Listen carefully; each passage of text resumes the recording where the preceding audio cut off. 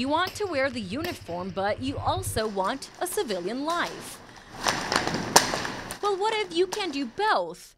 With the United States Air Force Reserve, you have the opportunity to serve your country while having a civilian job. But what is the United States Air Force Reserve? The U.S. Air Force Reserve provides a both strategic and operational warfighting capacity for the United States of America's Air Force. During times of peace, it's not necessary to keep everyone fully employed in the Air Force. That's why the military offers part-time jobs to reservists to ensure people stay trained and can be called upon in case their country needs them. Reservists often have a full-time job outside of the military. The Air Force Reserve employs about 68,000 trained reservists. That's almost 20% of the Air Force's overall manpower. By the way, there are a lot of reservists at Barksdale Air Force Base who are now retiring, opening doors for new volunteers. But there's something unique about Barksdale Air Force Base. We are the only wing in the United States Air Force with 2 of the nation's 3 bombers. This gives more opportunities for reservists who want to become a part of a bombing operation. A lot of people think reservists are civilians who work only 1 weekend a month, but that's not entirely true.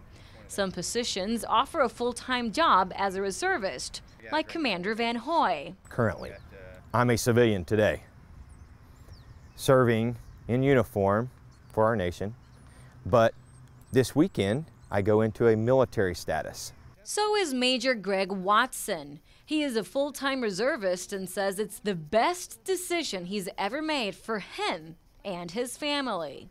Joining the reserves was about being able to stay here at Barksdale, being able to stay in one place for an extended period of time, which can be one of the benefits of being a reservist. Being on active duty required him to move his family all over the place, including Minot, North Dakota, known for its really cold temperatures. The record, minus 49 degrees. I fly B-52s for a living. There's only 2 places in the country where you can fly B-52s. It's here in Minot, North Dakota. And then there's First Sergeant Daryl Moore from the 707th Maintenance Squadron.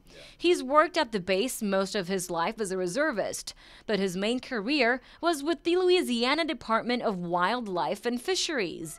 He retired from there, but he couldn't stay away from the uniform, so he did not step away from the reserves. Now he's going to enjoy 2 retirements. I remember when I came back in and re-enlisted, how emotional it was to me to be able to come back in and serve my country. So I came back in when the war started, but I've done another 16 years as a reservist, so I've worked towards a retirement. And it allows me to retire from my civilian job a little bit early, and now I'll have 2 retirements.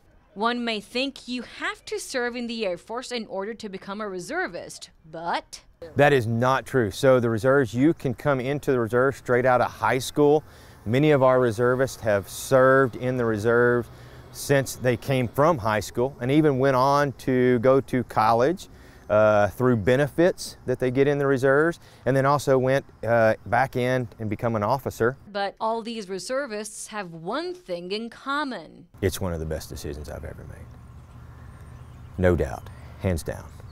I have a job where I would do it for free, but they just happen to pay me, so I'm pretty happy about that. Sometimes it's the smallest decisions that change your life forever. Roxette Pietri-Freeman, KTBS 3 News.